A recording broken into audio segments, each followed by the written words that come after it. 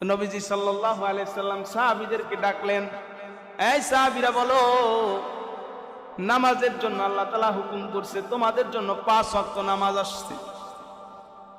হুকুম হয়েছে কয় ওয়াক্ত? 5 ওয়াক্ত নামাজ হুকুম হয়েছে। কিভাবে পড়বা? ওক্ত হলে নামাজ হবে, কিন্তু আজানটা কিভাবে হবে? কিভাবে মানুষ বুঝবে এখন নামাজের টাইম? তোমরা পরামর্শ দাও। মজলিসে শুরায় সবাই পরামর্শ দিতেছে, হুজুর, ইয়া রাসূলুল্লাহ, ইয়া হাবিবাল্লাহ।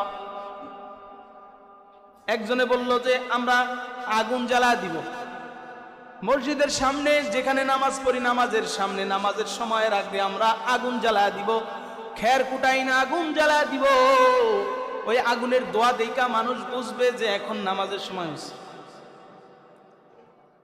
আর একজন বলল, না হুজুর, দোয়া জ্বালানো আগুন জ্বালানো এটা প্রতিদিনের ওয়াক্ত মতো, এটা সম্ভব না। আগুন জ্বালানো এটা কি ভালো দেখায়? একজন বলতেছে, ইয়া রাসূলুল্লাহ, ইয়া হাবিবাল্লাহ, আগুন না আগুন না। একজন বলতেছে, খ্রিস্টানদের মতো আমরা ঘন্টি বাজাবো। একজন লোক রাখবো, সে সময় মতো ঘন্টা বাজায় দিবে, ঘন্টা বাজাইলে আমরা বুঝবো যে এখন নামাজের সময় হয়েছে। তো এক একজনের এক এক মত। কেউ বলতেছে ড্রাম দপ বাজায় বাজায় মানুষের বাড়িতে বাড়িতে একজন ঘুরবে আর বলবে এখন নামাজের সময় হয়েছে। আল্লাহ রাসূল সাল্লাল্লাহু আলাইহি সাল্লাম ওই দিন কোনো সিদ্ধান্ত দিলেন না। এক একজনের এক এক মত, এক এক কথা। তো আল্লাহ রাসূল সাল্লাল্লাহু আলাইহি সাল্লাম কোনো কিছুই দিলেন না, কোনো সিদ্ধান্ত শোনালেন না, বাড়িতে চলে গেলেন। রাতের বেলা একজন সাহাবী, আব্দুল্লাহ ইবনে যায়েদ আব্দে রব্বি একজন সাহাবীর নাম, পরের দিন সকাল বেলা আয়েশা বলতেছি, ইয়া রাসূলুল্লাহ, ইয়া হাবিবাল্লাহ, আমি একটা স্বপ্ন দেখেছি। সুবহানাল্লাহ পড়েন, এই আরো জোরে পড়েন সুবহানাল্লাহ। ইয়া রাসূলুল্লাহ, আমি একটা স্বপ্ন দেখেছি। স্বপ্নটা হলো এই যে রাতের বেলায় ঘুমিয়েছিলাম, ঘুমের মধ্যে দেখি দুইজন সবুজ জামা পরিহিত দুইজন ব্যক্তি আমার স্বপ্নের মধ্যে আসছে। একজনের হাতে একটা ঘন্টি ছিল। আমি ঘুমের মধ্যে আজানের কথা স্মরণ করে তাদেরকে বললাম, ও ভাই, আমাদের মসজিদে নামাজ হবে, আমাকে কি তোমার ঘন্টিটা দিতে পারো নাকি? মানে সে স্বপ্নের ভিতরে ওই দুইজনের কাছে কি চাইলো?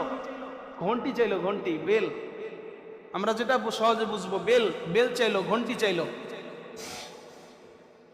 তো ওই ফেরেশতা মানে ওই সবুজ ব্যক্তিরা স্বপ্নের মধ্যে তাকে বলতেছে, শোনো, এই ঘন্টির চেয়েও বেটার কিছু তোমাকে আমরা শেয়ার করি, যেটা এই ঘন্টির থেকেও বেটার হবে, ভালো হবে।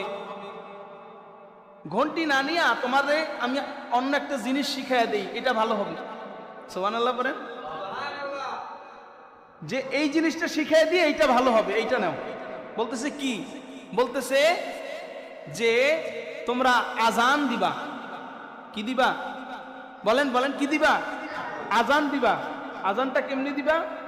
স্বপ্নের ভিতরে বলতেছে ফেরেশতা, আল্লাহু আকবার, আল্লাহু আকবার, আল্লাহু আকবার, আল্লাহু আকবার, আশহাদু আল্লা ইলাহা ইল্লাল্লাহ, আশহাদু আল্লা ইলাহা ইল্লাল্লাহ, আশহাদু আন্না মুহাম্মাদার রাসূলুল্লাহ, আশহাদু আন্না মুহাম্মাদার রাসূলুল্লাহ।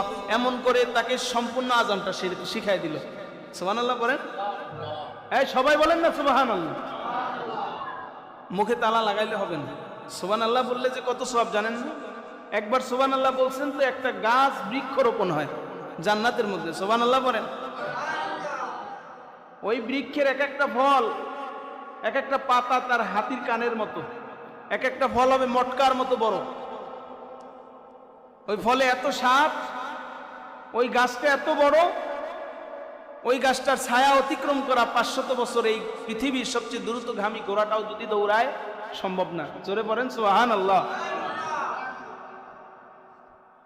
তো আজানটা তাকে পুরাটা শোনায় দিল। সাহাবীর এই আজানের বাক্য নবীকেও আবার শোনাইতেছে, ইয়া রাসূলুল্লাহ আমি এই রকমের বাক্য আমাকে স্বপ্নের মধ্যে শোনাইছে। তখন আল্লাহ রসুল বলতেছে, হ্যাঁ এটাই আল্লাহ তাআলা তোমাকে ফেরেশতাদের মাধ্যমে আজান শিখিয়ে দিয়েছে। সুবহানাল্লাহ। ঘুমের মাধ্যমে, স্বপ্নের ভিতরে আল্লাহ তাআলা ফেরেশতাদের মাধ্যমে তোমাকে আজানের শিক্ষা দিয়েছে। অতএব এই আজান চালু হয়ে যাবে, আজান দিতে হবে। এখন আজান কি দিবে? আজান এক এক সময় এক একজন দেয়। তো বেলাল রাদিয়াল্লাহু তাআলা আনহু আজান পারবে না, আজান দিতেছে, আজান দিতেছে। এই আজানটা এমন একটা, এই আজান 5 ওয়াক্ত নামাজে 5 বার আজান হয়। কয়বার আজান হয়? 5 বার। এই আজানের মধ্যে 50টা শব্দ আছে। কয়টা শব্দ? 50টা শব্দ আছে, ভিন্ন ভিন্ন 50টা শব্দ আছে পুরো আজানটার মধ্যে। আর আরবি 29টা হরফ, আলিফ থেকে ইয়া পর্যন্ত 29টা হরফ লিখতে, এই হরফের মধ্যে মোট 17টা হরফ দিয়ে আল্লাহ তাআলা এই আজানটাকে সাজাইছেন। সুবহানাল্লাহ পড়েন। কয়টা হরফ? 17টা হরফ। 17টা হরফ। এইখানে একটা মিল পাওয়া যায়। মিলটা কেমন? ফজরের নামাজে ফরজ 2 রাকাত নামাজ, হিসাব করেন কয় রাকাত? 2 রাকাত। জোহরে কয় রাকাত? 4 রাকাত। ফরজ নামাজ 2 রাকাত আর 4 রাকাত কয় রাকাত? 6 রাকাত। আসরের নামাজে 4 রাকাত, কয় রাকাত? 10 রাকাত। মাগরিবে কয় রাকাত? 3 রাকাত। মোট কয় রাকাত? 13 রাকাত। এশারের সময় কয় রাকাত? 4 রাকাত। মোট কয় রাকাত? 17 রাকাত হয়েছে নি? তা আজানের হরফ লিখতে কয়টা শব্দ গঠন হয়েছে, মানে কয়টা হরফ দিয়ে লিখছে? 17টা। সুবহানাল্লাহ পড়বেন না? আল্লাহ তাআলা মিল রাখলেন। আল্লাহু আকবার। এবং আলিফ লিখলেন 47 জায়গায়। আলিফ, এই আল্লাহু আকবার থেকে শেষ পর্যন্ত আল্লাহু আকবার, মানে পুরা আজানটার মধ্যে 47 বার আলিফ আছে। কয়বার? 47 বার। 45 বার আছে লাম। 45 বার। 47 আর 45 কত হয়? 92। কত? 92। এরপরে হা আছে 20 বার। কয়বার? 20 বার। হা আছে 20 বার। হইল কয়বার? 112। এরপরে আল্লাহ তাআলা আরো 2টা সূরা নাজিল করলেন, সূরা ইখলাস, সূরা ফালাক, নাস। 12, 13, 14 3টা সূরা নাজিল করে 14টা সূরা। মোট আল্লাহ তাআলা রব্বুল আলামিন কোরআনের সাথে মিলিয়ে সাংঘর্ষিক করে আজান নামাজ সেট করে দিলেন। সুবহানাল্লাহ। কতটা ফজিলতপূর্ণ এই আজান। বেলাল রাদিয়াল্লাহু তাআলা আনহু আজান দেয়। এখন বেলাল রাদিয়াল্লাহু তাআলা আনহু অনেক নির্যাতন, নির্যাতনের শিকার হয়ে এই পর্যন্ত এসেছে। বেলাল রাদিয়াল্লাহু তাআলা আনহু যখন মুসলমান হয়, যখন তাকে উমাইয়া যখন তার দাস ছিল, তার জিহ্বা টেনে জিহ্বার মধ্যে পেরেক ঢুকায় দেয়, যে কারণে জিহ্বাটা একটু অন্যরকম হয়ে যায়, জিহ্বাটা বাঁকা হয়ে যায়, পুর হয়ে যায়। এজন্য তিনি আজান দিলে ঠিকমতো আজানের শব্দ ভালো হতো না, দেখতেও সুন্দর না, কণ্ঠটাও যা সুন্দর তাও নির্যাতন নির্মমের কারণে আজানটাও ঠিকঠাক মতো সুন্দর হয় না। কিন্তু তার আজানটা কার কাছে পছন্দ? হ্যাঁ, জোরে বলেন, কার কাছে পছন্দ? এখন আপনারা বলেন, মদিনার একটা মসজিদ, যেই মসজিদের ইমাম আপনার আমার নবী সরকারে দো আলম নবী মুহাম্মদুর রাসূলুল্লাহ সাল্লাল্লাহু আলাইহি ওয়াসাল্লাম, ওই মসজিদের একজন মুয়াজ্জিনের আজানটা যদি একটু সুন্দর না হয় তাহলে কেমন শোনায়? আপনারাই তো মাঝে মাঝে বলেন আজকে অমুকে আজান দিছে, আজানটা বেশি ভালো না, মাঝে মাঝে কথার কথা। তো মদিনার মসজিদের আজান তাহলে অবশ্যই সুন্দর হওয়া দরকার। সাহাবীরা গুঞ্জন শুরু করলো। এখানে লম্বা ঘটনার সংক্ষেপে আপনাদেরকে আজানের মর্যাদাটা শোনাচ্ছি। বেলাল রাদিয়াল্লাহু তাআলা আনহু আজান দিতেছে, আজানটা ঠিকঠাক মতো ভালো শোনায় না। সাহাবীরা গুঞ্জন শুরু করছে, ইয়া রাসূলুল্লাহ, ইয়া হাবিবাল্লাহ, মদিনার মসজিদে আজান হবে, আজানটা যদি একটু সুন্দর না শোনায়, কণ্ঠ যদি ভালো না হয় তাহলে কেমন হয়? তাহলে একজন ব্যক্তি এমন ঠিক করেন যে আজানটা দিলে সুন্দর শোনায়। আল্লাহ রাসূল সাল্লাল্লাহু আলাইহি ওয়াসাল্লাম সবার পীড়াপিড়িতে পরামর্শ সাপেক্ষে একজন সাহাবীকে আজানের দায়িত্ব দিল, যার আজান খুবই সুন্দর। আজান কি? খুবই সুন্দর। কণ্ঠ খুব সুন্দর, চেতা কণ্ঠ, সুরলিত কণ্ঠে আজান দিল। ফজর আজান দিবে, তাকে নিয়োগ দেওয়া হলো, আজকে ফজরের আজান তুমি শুরু করবা। এশারের পরে বেলালকে নিষেধ করে দিল। বেলালকে আল্লাহ রসুল বলতেছে, বেলাল আজ থেকে তুমি আর আজান দিবা না। আল্লাহ রসুলের মুখে মুখে তো তর্ক করবে না। বেলাল বলতেছে ঠিক আছে, কিন্তু মন তার ভেঙে গেছে। বেলাল রাদিয়াল্লাহু তাআলা আনহু চক্ষু দিয়ে দর দর করে পানি বের হয়ে গেল।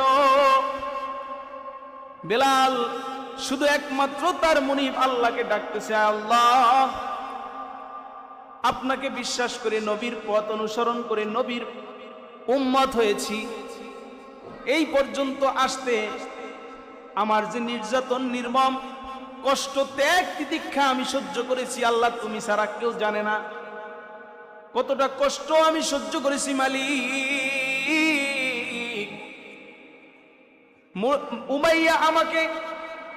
উমাইয়া আমাকে পাগলা ঘোড়ার সাথে ইসলাম গ্রহণ করার জন্য পাগলা ঘোড়ার পিছনে আমাকে দড়ি দিয়া বান্দা দিছে। বেঁধে দেওয়ার পরে পুরা মক্কা, পুরা মদিনায় অলি গলিতে আমাকে ঘুরাইছে। শুধু তাই না, আমাকে আগুনের আংটার উপরে শোয়ায় রাখছে। আল্লাহ তুমি তো জানো, আর কেউ জানুক আর না জানুক, আপনারাই বলেন, কেউ চাকরিতে থাকলে বা কেউ কোনো দায়িত্বে থাকলে সেই দায়িত্ব থেকে তাকে বাদ দিয়া দিলে কষ্ট লাগে কিনা? মনের ভিতরে একটা কষ্ট হয়। বেলাল বলতেছে, আল্লাহ আমার একটা ইচ্ছা, আমার তোমাকে খুশি করা এবং আল্লাহ রসুলের পিছনে নামাজ পড়া আমার আকাঙ্ক্ষা। সুবহানাল্লাহ বলেন। আল্লাহ রসুলের পিছনে আমার নামাজ পড়ে, এটা আমার আকাঙ্ক্ষা, আমার আশা, আমার স্বপ্ন। কারণ আজান দিলে মুয়াজ্জিন তো আল্লাহ রসুলের পিছনে বসবে, ইমাম সাহেবের পিছনে মুয়াজ্জিনের জায়গা। তাইলে আমি যদি আজান না দিবার পারি, তাইলে তো আমি তো পিছনে বসতে পারবো না। কারণ আপনার আমার মসজিদের মতো কিন্তু না, মদিনার মসজিদ আজান হওয়ার সাথে সাথে আজান হওয়ার আগেই মসজিদে মুসল্লি ভরে যায়। প্রথম কাতারে আর জায়গা নাই, জায়গা পাওয়া যায় না। আর আপনাদের গ্রাম অঞ্চলে আজান দিয়া এক দুইজনের অপেক্ষা করতে করতেই হুজুরের সময় শেষ হয়ে যায়। মসজিদের মুসল্লি কাতার করবে তো দূরের কথা, মসজিদে মুসল্লি আসতে আসতে সময় পার হয়ে যায়, টাইম ওভার হয়ে যায়। কথা বলেন ঠিক কিনা? এটা রাগ করার না, এটা একটি বাস্তবতা। কিন্তু মদিনার মসজিদ কি সেই রকম? সাহাবীরা আজান হওয়ার আগেই মসজিদে আইসা পড়ে। তাইলে তার আকাঙ্ক্ষা হলো, আমি তার মসজিদে নবীর পিছনে নামাজ পড়তে পারবো না, বড় কষ্ট পাইতেছে। তখন আল্লাহকে ডাকতেছে, আল্লাহ তোমাকে ছাড়া আমার আর কেউ নাই, তবে নবীর প্রতি আমার কোনো অভিযোগও নাই, তিনি যেটা ভালো মনে করেছেন সেটাই করেছেন। রাত গভীর হয়ে তাহাজ্জুদের নামাজে বেলাল দাঁড়িয়ে চোখে কান্না, সারা রাত কান্না করতেছে। ফজরের রক্ত এসে গেছে। তখন ওই যে সাহাবী, যেই সাহাবীকে আজানের জন্য দায়িত্ব দেওয়া হয়েছে, ওই সাহাবী আসছে, আজান দিছে, খুব সুন্দর করে আজান দিছে। আজান দেওয়ার সাথে সাথে সাহাবীরা আসছে, নবীজি চলে আসছে। নবীজি আসছে, সাহাবীরাও আইসা গেছে, মসজিদ পুরা ভইরা গেছে। কিন্তু ঘন্টার পর ঘন্টা পার হয়ে যাচ্ছে, কিন্তু সুবহ সাদিক হচ্ছে না। সুবহানাল্লাহ পড়েন, এই জোরে পড়েন সুবহানাল্লাহ। সুবহ সাদিক হচ্ছে না, ঘন্টার পর ঘন্টা পার হয়ে যাচ্ছে, সুবহ সাদিক হচ্ছে না। আল্লাহ রাসূল সাল্লাল্লাহু আলাইহি সাল্লাম খেয়াল করতেছে, ঘটনাটা কি? আজকে আজান হলো, কিন্তু ঘটনা কি? সুবহ সাদিক তো হচ্ছে না। ওই সময় সুবহ সাদিক হলে একটু হলক হলক হলে, মানে সূর্যটা আসবে আসবে এরকম ভাব হলে, একটু মানে আধারটা কেটে আলোর ইয়ে আসে না, রোশনি আসে না, তাইলে ওই সময় নামাজে দাঁড়াইতো। তাইলে এখন আধারও কাটে না, আলোর রোশনিও আসে না, এখন কি করবে? আল্লাহ রাসূল সাল্লাল্লাহু আলাইহি ওয়াসাল্লাম বিচলিত হয়ে পড়লেন, ঘটনা কি? এর মধ্যেই জিবরাইল আমিন আসছে, ইয়া রাসূলুল্লাহ, ইয়া হাবিবাল্লাহ, আপনারা নামাজের অপেক্ষা করতেছেন, কিন্তু আজকে কি মসজিদে আজান হয়েছে নাকি? জিবরাইল এসে প্রশ্ন করতেছে, আল্লাহ রাসূল আজকে মসজিদে কি আজান হয়েছে? আজান কি হয়েছে? বলেন হয়েছে? কিন্তু জিবরাইল এসে বলতেছে কি, আল্লাহ রাসূল আজান কি হয়েছে? আল্লাহ রাসূল বলতেছে, আজান হয়েছে, সুন্দর মুয়াজ্জিন আজান দিয়েছে, সুন্দর কণ্ঠে আজান হয়েছে, আজান খুবই সুন্দর হয়েছে, আজানের ধ্বনিও খুব সুন্দর ছিল, আজান তো হয়েছে। বলতেছে আজান হয়েছে কিন্তু আজকের আজান তো আরশে আজিমে পৌঁছায় নাই। সুবহানাল্লাহ বলেন। আজকের আজান মসজিদের ছাদ ভেদ করে নাই, মসজিদের ছাদ ভেদ করে নাই। যত মুয়াজ্জিন দিয়ে আজান দেওয়ান না কেন, ইয়া রাসূলুল্লাহ ইয়া হাবিবাল্লাহ, আজকে থেকে যদি আজান আপনি যত সুন্দর মানুষ দিয়ে দেওয়ান না কেন, সূর্য আর উঠবে না। উঠবে যদি বেলাল আজান দেয়, উঠবে। আজান কে দিলে? বেলাল দিলে, আজান দিলেই সূর্য উঠবে। তখন বেলাল রাদিয়াল্লাহু তাআলা আনহুর কাছে গেলেন, ইয়া রাসূলুল্লাহ ইয়া হাবিবাল্লাহ, যা বলতেছে বেলাল সুখবর আসছে, কান্না করো না। বেলালকে ডাকছে, বেলালের চোখ ফুলে আছে, কান্না করতে করতে, কান্না করলে এমনিতে চোখ রাঙ্গা হয়ে থাকে, লাল হয়ে থাকে। বেলালকে বলতেছে বেলাল দুশ্চিন্তা করো না, পয়গাম এসেছে, জিবরাইল এসেছিল, আল্লাহ তাআলা বলেছেন তুমি আজান দিলেই আজকের সূর্য উঠবে। দুশ্চিন্তা করো না, সুখবর, আজকে থেকে তুমি যতদিন পৃথিবীর জমিনে বেঁচে আছো পার্মানেন্ট ভাবে এই মদিনার মসজিদে আজান দিবে। সুবহানাল্লাহ।